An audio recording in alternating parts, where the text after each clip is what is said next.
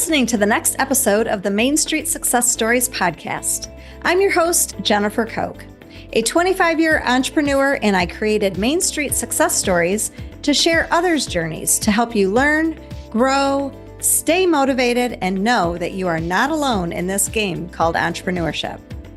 My guest today, Jennifer DiVita, is an influencer in aging. She works for AARP and is a TV talk show host, writer, and sought-after speaker. She was named one of the 50 most influential women in West Michigan and uses her voice to share the upside of going down over the hill. Her expertise, plus her midlife gaffes and extensive shoe collection, inspired her to write Not Your Shoe Size, to encourage women that life is not just about surviving the later years, but thriving in them. Today, we talk about how it is never too late to start or grow your business, and also the ins and outs of writing your own book, a sought-after dream of many entrepreneurs. Today's episode is inspirational, filled with fun stories, and will also leave you with practical advice. Please help me welcome Jennifer to the show. Hi, Jennifer. I am so excited to have you on the show today. Hi, Jennifer. Good to see you. I have to tell you, our timing of recording this couldn't be more perfect. So it's July, it's a Monday, and my husband and I came off a weekend at our cottage, which we have a cottage on an inland lake. And we both grew up water skiing, but it's not something we do very often. And this past weekend, a friend on the lake said, "Hey, let's go water skiing." So we said, "Sure, no problem." We jumped in, we water skied Saturday morning, and I can tell you today, I can literally feel every muscle in my body. I don't think my husband's quite walking completely straight. So we completely did not act our age. We acted our shoe size this weekend. I love it. I love it. Yeah. And you probably found out that you had muscles you didn't even know you had because they hurt.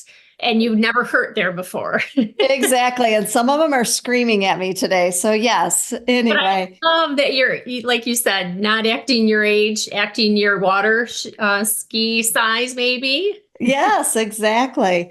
So I'm so excited to have you on for a couple of reasons. First of all, you call yourself an influencer in positive aging, and I am here for that. I just find that so refreshing. So I want to start there and dive in because I know you wrote a really fun book called Not Your Shoe Size, and that's actually how you and I first met. It is. Yes. We met at a book club event. So I was invited to come in and talk about the behind the scenes secrets of my book. And it was a ton of fun just coming together with women that we're all trying to age positively and age well and do it over conversation and a glass of wine and just have that nice interaction. My book club we call ourselves the wine club, the book club, because we really do read the books, even though sometimes our husbands question that, and therapy club. And, most of us are in our 50s, and the conversations have been talking about menopause and all the things. But anyway, tell me what was your inspiration behind this book? And how did you become an influencer in positive aging? Will you take us through a little bit of your backstory and what kind of prompted you to want to write a novel?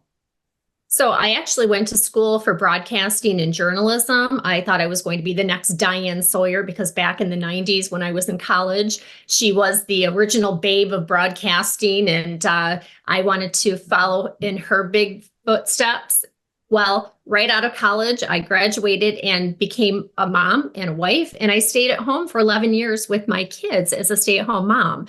And about 9 years in that journey, I decided to get my foot back in the door, and I applied for a reporter position at a TV station. And in the interview, I was told that I was too seasoned to be on TV. And you know what? I was 31 years old. 31. Oh, that hurts my heart. And that word seasoned, I heard that word once. I was 37 and I found out I was pregnant with our third child.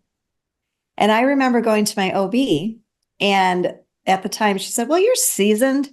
You'll be fine. You'll know what to expect." And I walked out of there thinking, seasoned? Is that really a compliment?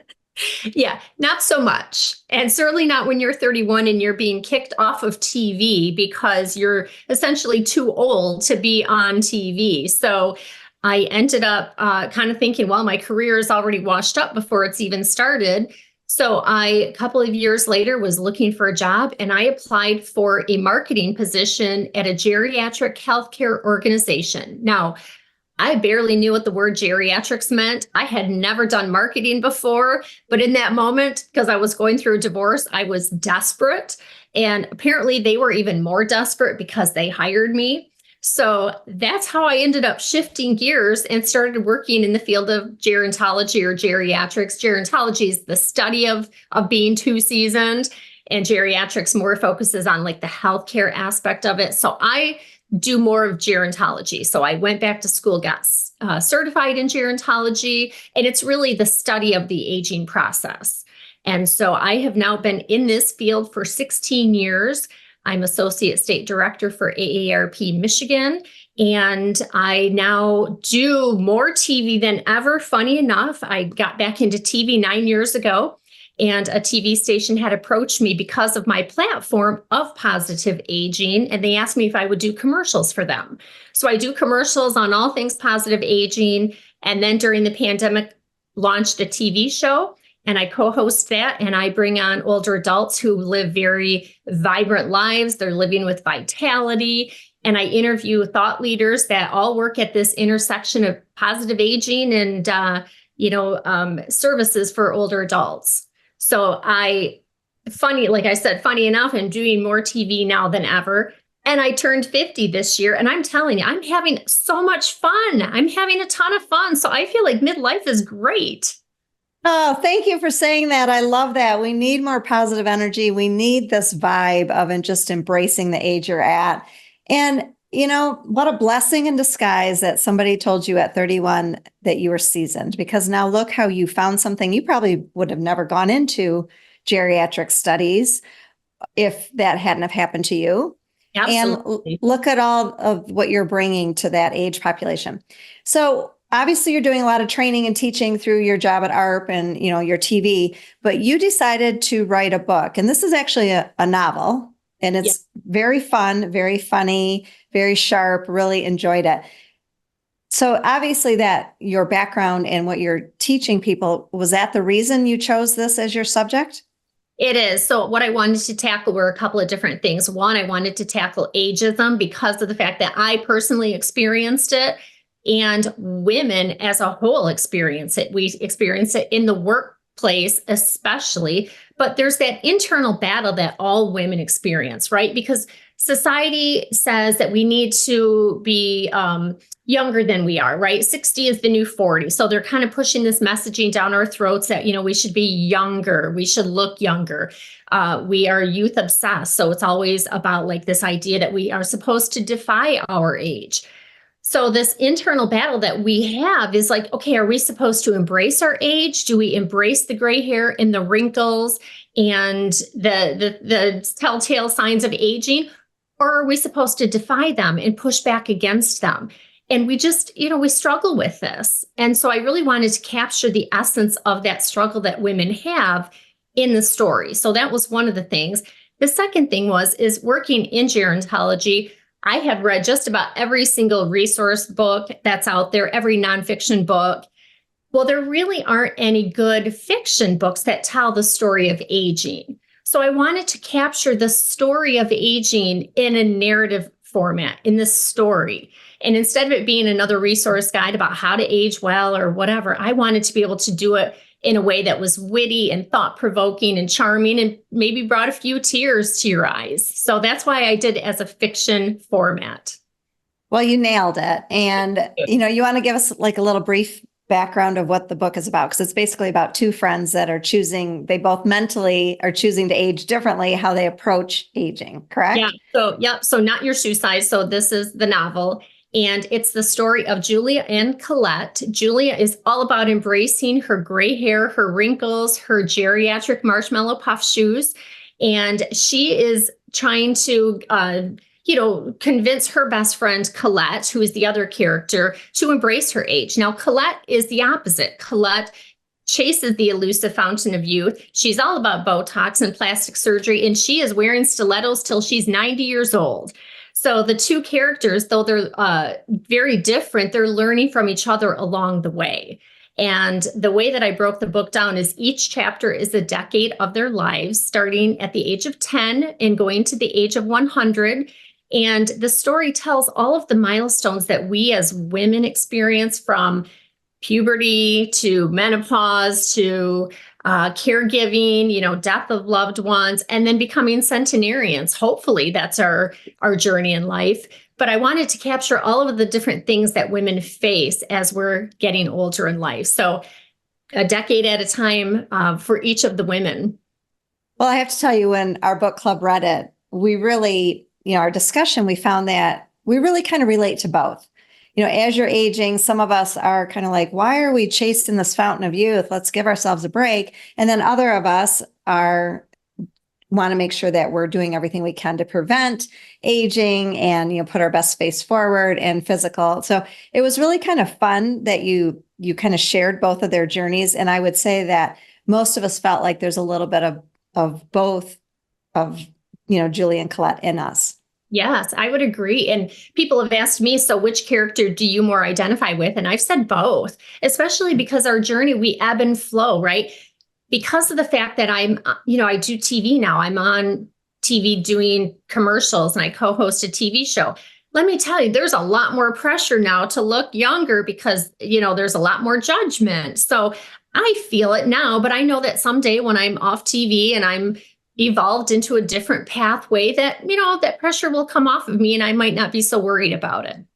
And don't you think too that some of that is social media driven? I know I have daughters that are in their 20s and some of their friends are now getting pre-Botox and doing things like that way earlier than any of us would have ever dreamed that you even needed to.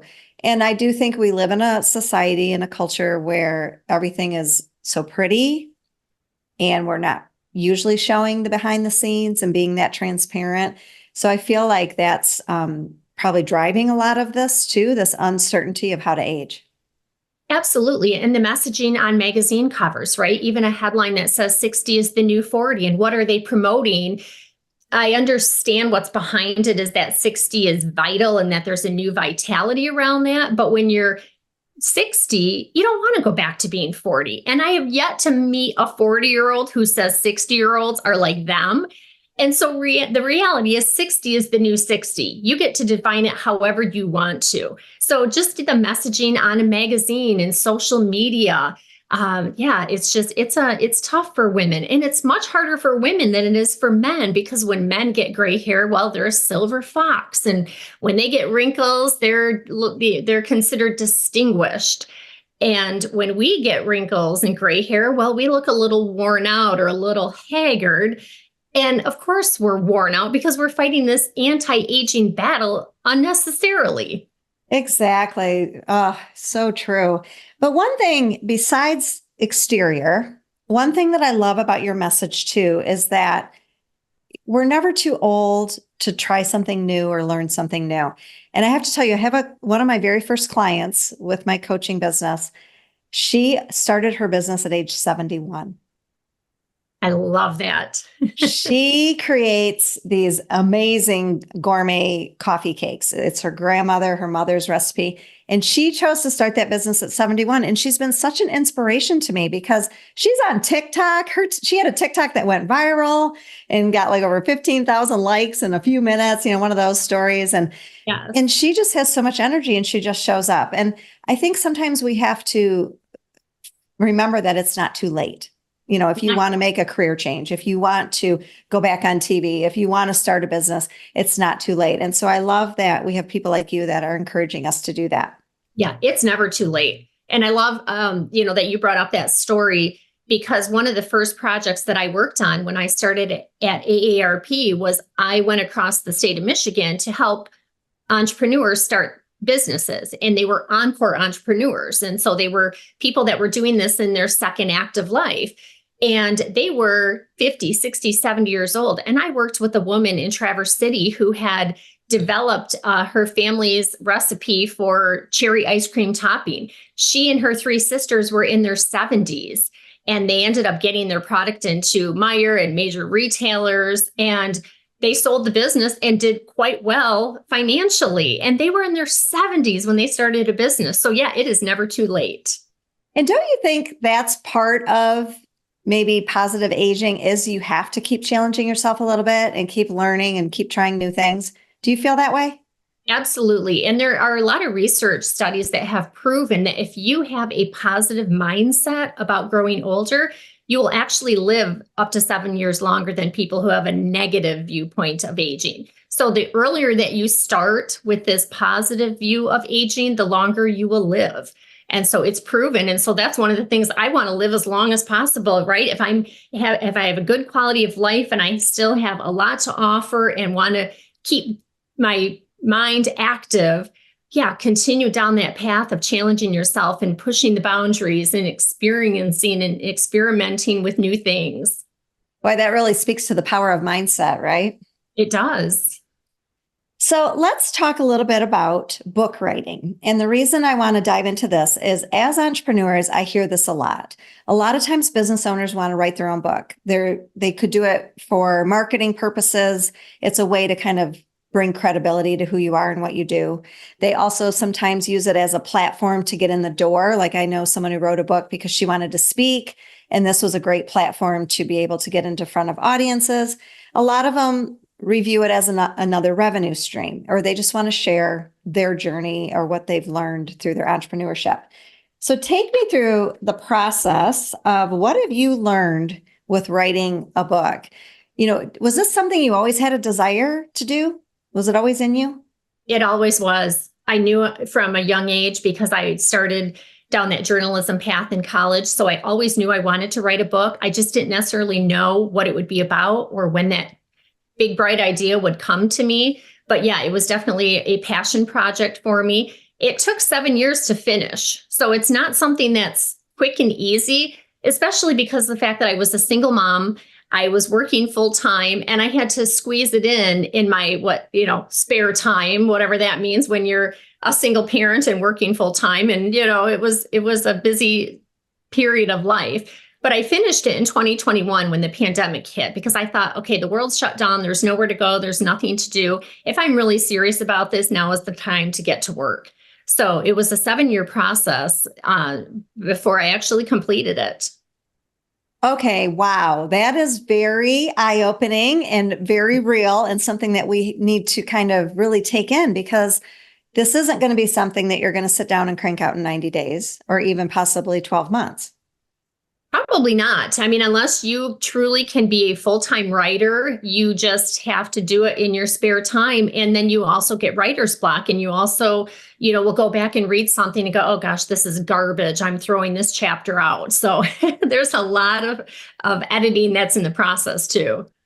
So take me through that piece of it. You started writing, 7 years before it was finished. Did you have any accountability? Did you have a book coach? Did you have an editor in place, or you were just putting your thoughts to pen, so to speak? So during the writing process, I was just going on my own intuition of what to do.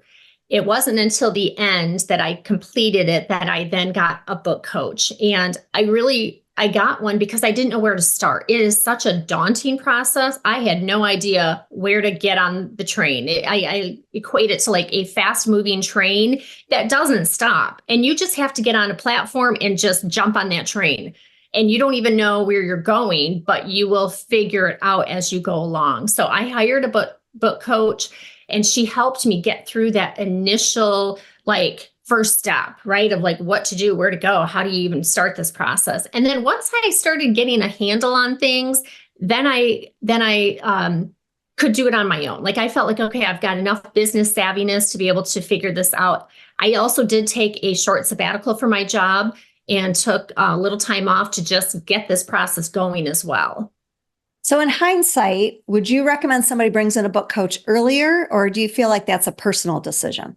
Well, I don't know, because I don't know how the process would have been different if I brought in somebody earlier. Now, I know that a book coach can help you stay on track longer. So if you really want to get that book done faster, then yes, bring a book coach in earlier because that person will provide that accountability for you. in my circumstances, I just didn't even have the capacity for it. It was very much just free time, after the kids went to bed, and I could work on it at 10 o'clock at night kind of thing. So for me, it was just different circumstances, but everybody will have their own unique circumstances. Did you find the writing process, because you were a single mom and so busy and working, and you were fitting it in at 10 o'clock at night, was it a stress reliever for you? Oh my gosh. Yes, absolutely. To me, it was cathartic. I could lose myself because of the stress that I was going through being a single parent, working full time. Even when I had started working in the field of gerontology, I had no idea what I was doing. So I was like starting a whole new life all at the same time, becoming a single mom. I had left my vocation as a stay-at-home mom, working in a new career, working in a job I had never done before. So it was very much a stress relief, because then at the end of the day, I could put my own chaos aside and step into somebody else's world and just lose myself in that writing process. Oh, I love that. So so you finished your book, you hired a book coach, and she's kind of helping you, like you said, get on that train. Do you feel like Amazon kind of has maybe brought this up for more people? Because I hear a lot about, oh, you can self-publish through Amazon. Just write a book and throw it up on Amazon, versus going through a traditional publishing route. Do you feel like the dynamics of finishing a book has changed probably in the last decade or so? Yeah, self-publishing is so much easier today because of the fact that we have Amazon, and there's Ingram, and you can get into Barnes and Noble on your own. You can get into Walmart on your own, where before you never could. So yes, it has made self-publishing so much easier. The thing that I guess caution is that sometimes people think, oh, okay, I could write a book in 90 days and hurry up and get it out there and put it on Amazon. The problem with that, though, is that it hurts your brand. If you're trying to build your personal brand and you're writing something in 90 days, I guarantee you it's not going to be of quality, right? Like, you've got to really take this seriously. And then it also can hurt the whole self-publishing industry too, because then people are like, oh, if you self-publish a book, it's all garbage, because the fact that people don't take it seriously. So my advice would be to truly take it seriously as if it was being published by a big book publisher. So now that, your background was in journalism, so writing came natural to you. For a lot of entrepreneurs, that might not be their biggest skill set, their zone of genius. And I feel like today now we have all these other tools like AI, ghostwriters, other ways that you can write a book. Do you have any advice or thoughts on that? Are you seeing people jumping into becoming an author because of these tools more than they maybe would have if they had to write everything themselves? I think we're on the cusp of that. And I think that as AI becomes more mainstream, I think that a lot of authors will go down that path. I struggle with that, because for me, the writing process is about being creative. It is about, for me, expanding what my mind is capable of producing. So I don't want to go down the AI route, because to me, it feels like a cop-out, or just I don't know, it's not for me. Now, other people, like you said, that struggle with the writing process maybe can get a little bit of inspiration from it. So I don't know. It'll be interesting to see how much AI changes the writing process. Like I said, I think right now we're just on the brink of trying to figure this out. Yeah, I agree. And I know a lot of people use AI, like you said, just to kind of get you unstuck, get your creative juices flowing a little bit. And then, as we know, you have to take it and put it into your own words. So after 7 years, you finished a book, you hired a book coach, you got it edited, you created a really fun cover. Then what? Your book gets printed, and did you have that holy cow, I did it? Do you remember when you held your first copy of your book? I do. I took video of it because it is surreal. It's like birthing a baby, truly, right? Like all that time, all those years of writing it. And then finally, the inspiration, the idea that I had for my cover, it was there in person, right? Like just the whole thing, the smell of a fresh book. And so it was very surreal. It was truly an amazing moment. And then honestly, from there, it was just fast movement and momentum of doing the marketing, because you really, really want to do a lot of heavy marketing in that first 90 days. So I did a book launch party, and instead of doing it at a bookstore, I did it at a shoe store, because it's a book about shoes, and shoes are interwoven throughout the entire book. And so I did it at a shoe store, and then just honestly developed a newsletter, started getting people to sign up for my newsletter because that's such a big piece of book writing as well. And then going on podcasts, doing author events, speaking events. So yeah, all of a sudden it was like fast moving momentum of like, okay, now I'm an author, and now it's like, it's a real business. Well, and I think that's so important. And thank you for sharing that, because when the book is finished, your work is not done. It's almost like phase 2 of the work. And it sounds like it can be, there's a lot to it, to marketing your book. You're not just going to put it on a bookshelf and it's going to sell. Yeah, not at all. The work really truly does begin when you get it published. And I've said it's like you equate it to like having like the best shoe sale, right? Like if you create a billboard and you put that billboard in your basement, nobody is ever going to know that this great shoe sale exists. So now you have to put that billboard out into the public so that people can find your shoe sale. So it is really just about marketing. The idea that if you just create a book and people are just going to find it, you can just not even write the book at that point if that's how you think it's going to be, because it's just not going to work. Right. And thank you for being real about that, because I do think sometimes there is a little bit of a misconception that you're just going to put on your website, you put on your social, you're a published author, and boom, that's it. Yeah, no, treat it like a business. Honestly, if you want to open up a coffee shop or, a marketing agency or whatever it is, it's no different when you have a book, because now that book is your product. And so you might not have the brick and mortar store for the book, but the book is your product. And so you have to be constantly marketing and getting it out in stores. And again, like the bookstore, here's another thing too, interesting. So bookstores are not my greatest brick and mortar selling point. It's actually boutiques, because the book is such a like girly girl book, with the shoes and the cover and everything. So when I put it into boutiques, I actually do very well having it in women's boutiques, much more so than in bookshops, because in bookshops, you're competing against thousands of other books. In a boutique, you might be the only book. Well, what a great guerrilla marketing tip that is. Yep. So think outside of the box of where you can market your book. Exactly. Okay, so we've talked about the heavy lifting of writing. We know that it's real. It's something that, takes obviously lots of, perseverance. But tell me, for someone who's listening, we want to encourage them to write, because I actually have a desire to write a book someday. And I would not call myself a very good writer, but I have a lot of stories and lessons and things that I could share. So what would be one tip for somebody like myself just to help me get started that you would encourage me to do? Just start doing research, and don't go to market so quickly to publish. Again, there's this idea of like, oh, I can hurry up and get my book published.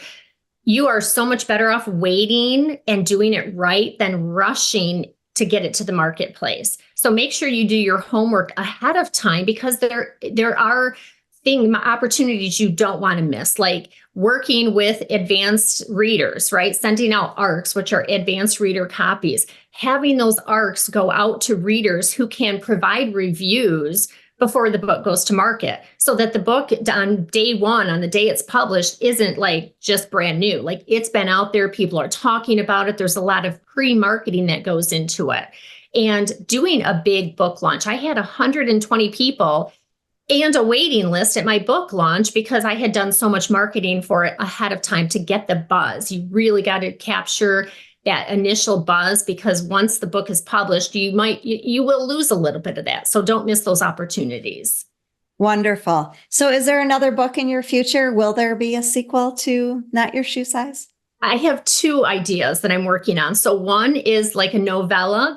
I feel like there's still one more chapter that needs to be told with the book, Not Your Shoe Size. And it will be kind of the final piece of that book. And it'll be a novella, so a short story. And then the other book that I'm working on is takes on the same social justice issue, because that's how I feel like Not Your Shoe Size is. It takes on the social justice issue of ageism, but presents it in a very fun fiction genre.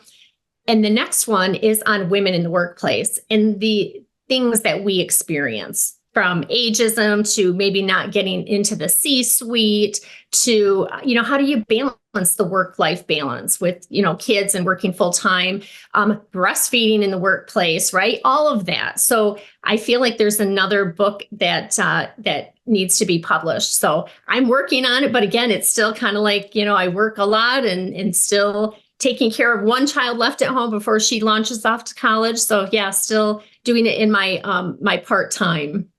Well, as we know, you will not give up on the process because, if you have the patience for 7 years to create something, we know that those books will be coming and we look forward to them. One thing I love about your book is you dedicated it to a child best friend. I did. Yes. So I dedicated it to my best friend, Julie. She and I grew up on the same street together. We were lifelong best friends. We went to college together. She was in my wedding and we were in the planning process of hers. And she unexpectedly died at the age of 30 of a health condition. And one of the most tragic things that I've ever experienced. And so I dedicated the book to her. It was actually published on her 50th birthday. So the stars aligned that I was able to actually have the book come out on her 50th birthday. And the book captures the essence of friendship, lifelong friendships, because they're very unique and they're very rare. And so I really wanted to capture the essence of that. And then even in my own mind, imagine like, what would we be doing? What kind of trouble would we be getting into at 50 that we, maybe, I don't know, but it's like, okay, what could we be doing? So I wanted to really tell that story. What a beautiful tribute to keep your friend's memory alive. I love that. Thank you. So my last question for you is, the book is about shoes because not only are you our advocate for aging, but you have a shoe passion. I do. I have a shoe collection. I have a actual like room. It's kind of like a closet, but it's like walk-in. It's like a walk-in closet room. That's just shoes. Love shoes. I feel like they are works of art. And it now has become my personal brand because of the fact that I've written a book about shoes. The joke is that I don't quilt, I don't garden, I don't scrapbook, I shoe. And so shoe shopping is my hobby. I love it. Any idea how many pairs of shoes you own? It just feels embarrassing even to admit. So well, I'm jealous. I would love to come hang out in your shoe closet. I'd love to have you come. Well, Jennifer, thank you so much for not only inspiring us to start something no matter what age we are and to age positively, but also just kind of take us down the road of what it would look like to write a book. So how can others buy your book? How can they learn more about you? Where can they connect with you? Yep, they can connect with me on Facebook, on Instagram, even on TikTok. My website is jenniferdevita.com. And on my website, you can see all the different locations where to purchase the book. I'm in all major retailers. I'm also a big local bookstore advocate. And so buy local, and you can go into any local bookstore and they can order it for you. So yeah, you can go to my website. I also have a free book club kit that's a companion to the book.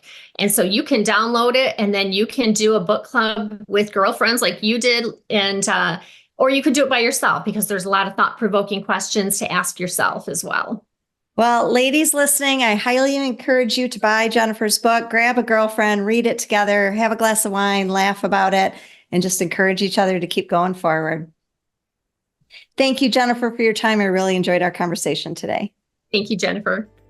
Can you even imagine being aged out of your career or industry at the ripe age of 31? Wow, what a powerful story Jennifer shared. And I love the inspiration of the business owners that were in their 70s, starting businesses, being successful, selling businesses. It's never too late. So I really hope you enjoyed this episode. And I know as an entrepreneur, many of us have that dream of writing a book. And I hope that today inspires you. Yes, it is a daunting process. Yes, it is not a get rich quick. Sometimes it is going to take longer to do. But I think Jennifer today shared how it's so worth it. Not only will it help you get your voice out there, but it's also going to open new doors for you in your business. If you are a small business owner who has plateaued, your business is not giving you all that you desire, I invite you to my Fast Track Growth in 90 Days program. This program is designed to help you increase revenue, improve profits, and build momentum. You can get a link to learn more in the show notes. And also, please find the link to order Jennifer's book and to connect with her too. Until next time, thanks for listening. Keep building, go out there and write that book, and remember to support your local businesses. They need you now more than ever.